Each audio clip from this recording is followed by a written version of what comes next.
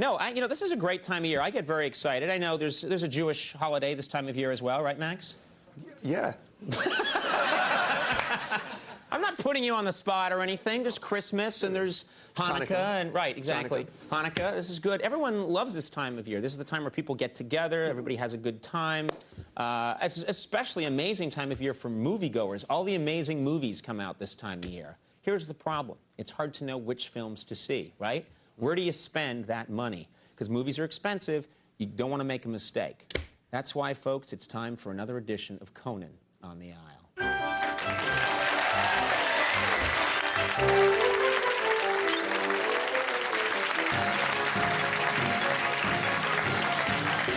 All right.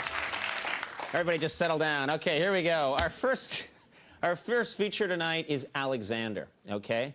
That's right, it's Oliver Stone's epic about Alexander the Great, starring Colin Farrell as the young conqueror. Now, like a lot of films these days, Alexander depends heavily on CGI effects. Now, unfortunately, the CGI technicians were given way too much liberty to do as they pleased, and I think that led to some unfortunate scenes. I think they went too far. Look at this scene right here. We must reach Kronos before it's too late!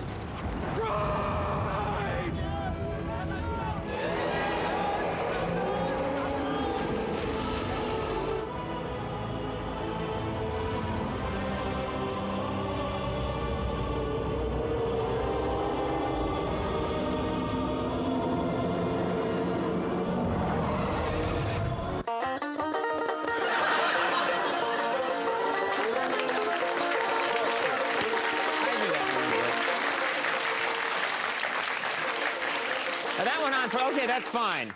Our thanks to Hee Haw for the inspiration for that. That scene goes on for quite a while. All right. Our next feature is Beyond the Sea.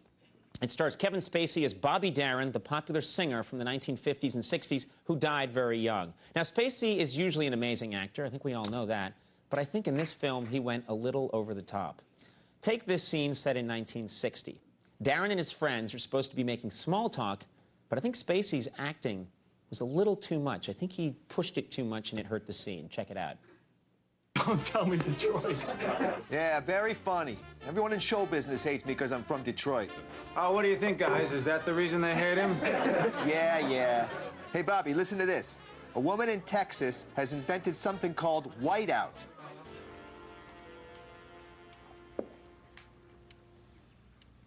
What did you just say?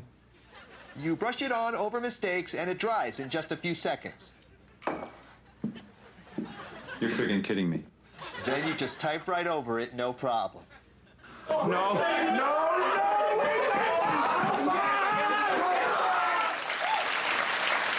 Apparently, Darin was a very excitable guy. I didn't know that.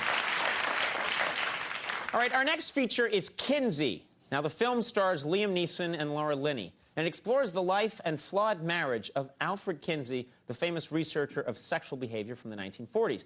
Now, Neeson and Linney gave especially convincing performances. They're very good. Now, I understand that great actors like these have always had their own techniques for drawing out whatever emotion the scene calls for. They use different systems or whatever to help them reach that emotional peak. But this movie makes the mistake of showing us their method for getting into character. I think it hurt the film. Take a look. I don't know what I expected exactly, but he's far worse than I ever imagined. He is pretty awful, isn't he?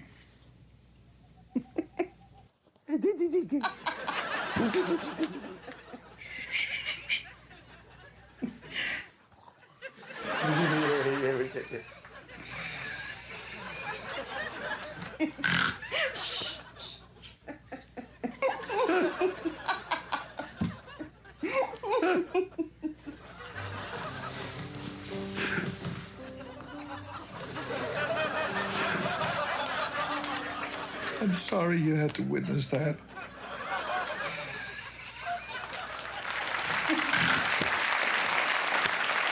It's not right. Okay, our next feature is Ray. Now, there's been a lot of Oscar buzz around Jamie Foxx for his portrayal of Ray Charles. I have to say, I think he does an exceptional job. He's really great. Where I think his performance falls short, though, is when he tries to play piano and sing like Ray Charles. You know, I'm sorry, Jamie Foxx's musicianship isn't very good, and neither are his improvised lyrics. I guess he tried to make up his own on the spot. Take a look at this scene where his wife, Bea, is complaining about his new musical direction. And you'll see why I think Jamie Foxx sort of blew it. Take a look. It's a gospel song. I know what it is. I wrote it. I mean, you told me to find my own voice. Well, B, this is it. But it ain't right to be changing gospel music into this. And what? It's devil music, evil music. You think I'm evil, B? Look, I've been performing gospel and blues all my life. It's who I am. And if I'm gonna do my own thing, I gotta be natural, right? I'm singing about my feelings for you. The how I love you. What could be more natural than that? Oh, hey, oh, beans give you gas. Don't eat beans. They give you gas. They give you gas. If you eat beans, don't eat beans. They give you gas. Give you gas. They beans.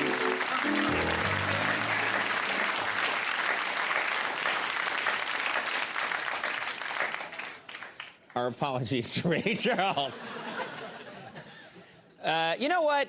I should probably move on. I really should, but I have to go back to Alexander because I just have to. It's just so many people are talking about this movie. There's a lot of controversy about how Oliver Stone depicts Alexander's sexual preferences in this film.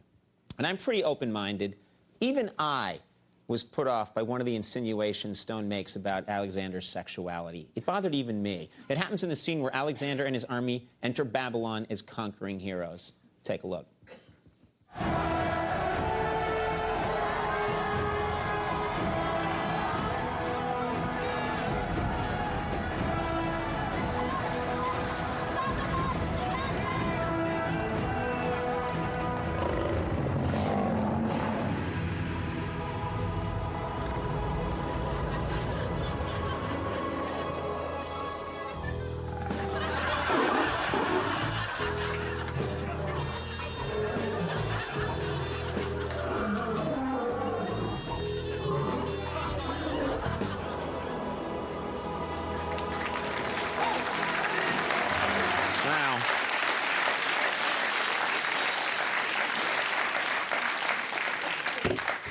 Couldn't we get a better lion costume than that? It's from the Banana Splits. All right, our last thing about Alexander that I have to talk about, Angelina Jolie plays the part of Olympias, the mother of Alexander. And I got to say, she gives a captivating and, as always, sensual performance. We all love her and think she's beautiful. Yet I have to admit, during the scenes where Alexander accuses her of aiding in the death of her father, I was watching the movie, I got distracted by Angelina Jolie's lips. I did. I just got very distracted. Watch this scene. I think you'll see what I'm talking about. How can you behave so shamelessly in public? Because it was meant to be. This isn't how I wanted to become king. No one blames you. They blame me already behind my back. It's secret. Slander is not power. Shame is. You killed my father. Lusania. He had help.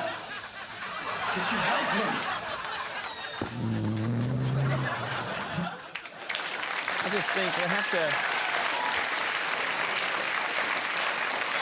Amazing performance, other than that. I really thought. All right, folks, take a little break. When we come back, stick around. Brooke Shields is here. We have a fine show.